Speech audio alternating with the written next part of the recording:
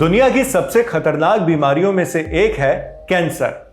यह गंभीर तो है ही, लेकिन इसका इलाज भी काफी महंगा है और इसकी वैक्सीन न होने के कारण कई लोगों के लिए यह जानलेवा भी साबित होता है। लेकिन अब एक खबर आई है जिसने लोगों में उम्मीद की किरण जगा दी है कि भविष्य में कैंसर का इलाज होना संभव हो पाएगा। और केवल संभव ही नहीं, बल्कि 48 घंटे में कैंसर डिटेक्शन से वैक्सीनेशन तक सब कुछ किया जा सकेगा एआई की मदद से। ऐसा दावा अमेरिका के व्हाइट हाउस में हुआ है। इससे पहले रूस ने भी दावा किया था कि उसने भी कैंसर की वैक्सीन बना ली है। ये 2025 में मार्केट में आ जाएगी और उनके देश के नागरिकों के लिए मुफ्त होगी। इन दोनों ही खबरों को आसानी से समझेंगे, पर पहले यह समझ लेते हैं कि कैंसर आखिर है क्या और यह बीमारी इतनी खतरनाक और जानलेवा क्यों है। हमारे शरीर की सबसे छोटी फंक्शनल यूनिट होती है सेल। नॉर्मल स्थिति में सेल्स अपना काम खत्म कर लेने के बाद मर जाते हैं। जैसे आमतौर पर आपने चेहरे या शरीर की त्वचा पर बनने वाले डेड स्किन सेल्स के बारे में सुना ही होगा। खैर, जब कैंसर होता है तो सेल्स या कहीं कोशिकाएं अनियंत्रित होकर बढ़ने लगती हैं और फोड़ा या ट्यूमर जैसे बन जाता है।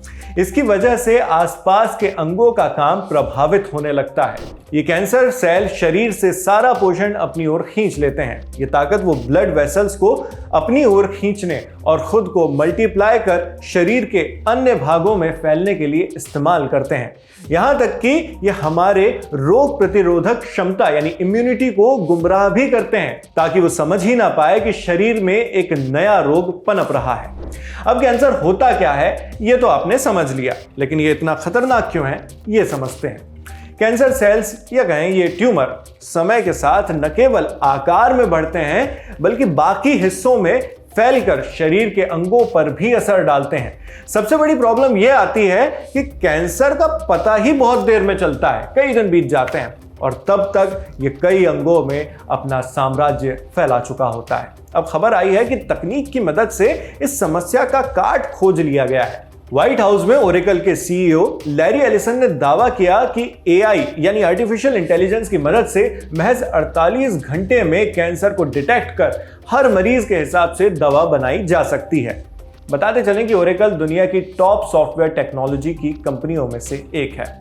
लैरी एलिसन ने कहा, ट्यूमर के छोटे छोटे फ्रेगमेंट्स मरीज के खून में मौजूद रहते हैं। इनकी पहचान करके कैंसर को जल्दी डिटेक्ट किया जा सकता है। एआई की मदद से ब्लड टेस्ट कर सर का पता लगाया जा सकता है।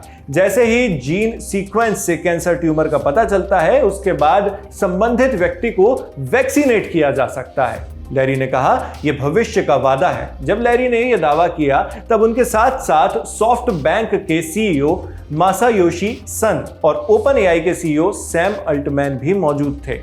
अब अमेरिका एआई की मदद से अगर ये वैक्सीन बनाने में कामयाब हो जाता है तो ऐसा करने वाला वो दुनिया का दूसरा देश बन जाएगा। दूसरा इसलिए क्योंकि कुछ दिन पहले ही रूस ने ऐलान किया था कि 2025 में उनके देश में कैंसर की वैक्सीन लगनी शुरू हो जाएगी। रूस अपने नागरिकों को ये वैक्सीन मुफ्त में लगाएगा।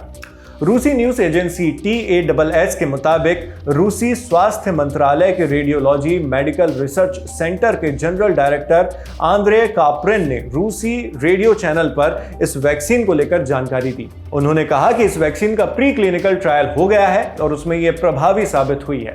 हालांकि यह वैक्सीन कैंसर मरीजों के इलाज के लिए कारगर होगी, न कि ट्यूमर को बनने से रोकने के लिए। लेकिन इन दोनों ही देशों के दावों को राजनीति से प्रेरित भी बताया जा रहा है। कहा जा रहा है कि अभी कुछ भी ठोस नहीं है। आप पूछेंगे क्यों? आइए डॉक्टर से समझते हैं। ओरासेल के सीईओ लैरी एलिसन का दावा है कि उन्होंने ऐसी टेक्नोलॉजी डिटेक्ट कर ली है जिससे 48 घंटे में हम कैंसर को डिटेक्ट कर पाएंगे और कस्टमाइज वैक्सीन बना पाएंगे। और रसिया ने भी यही अनाउंसमेंट किया था। एंड नो डाउट एआई का आज की डेट में बहुत बड़ा रोल है और अगर ये दावे सच होते हैं तो ये कैंसर के ट्रीटमेंट में एक बहुत ही ब्रेक थ्रू न्यूज़ है। बट इशू अभी यहाँ पर ये है कि जब तक इनके ह्यूमन ट्रायल नहीं आ जाते, जब तक उनका रिजल्ट नहीं पता चल जाता, एफिकेसी नहीं पता चल जाती एंड लॉन्ग टर्म कॉम्प्लिकेशंस क्या होंगे, साइड इफेक्ट क्या होंगे, जब तक ये नहीं पता चल जाते हम कुछ भी 100% कमिटमेंट नहीं कह सकते।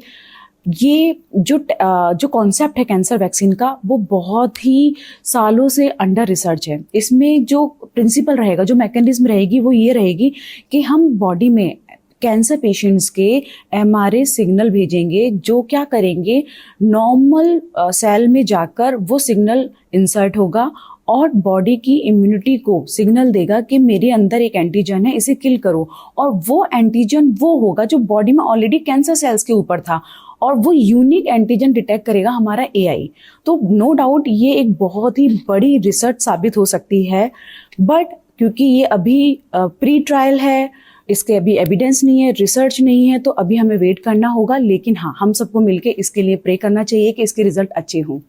तो ये था पूरा मामला, और इस पर जो भी आगे अपडेट्स आएंगे वो हम आप तक इसी तरह पहुंचाते रहेंगे। आपके लिए ये तमाम जानकारी जुटाकर इस वीडियो की स्क्रिप्टिंग की है हमारी साथी सोनल पटेरिया ने। मेरा नाम है शेख नावेद। आप देखते रहिए दी लल्लन टॉप। शुक्रिया।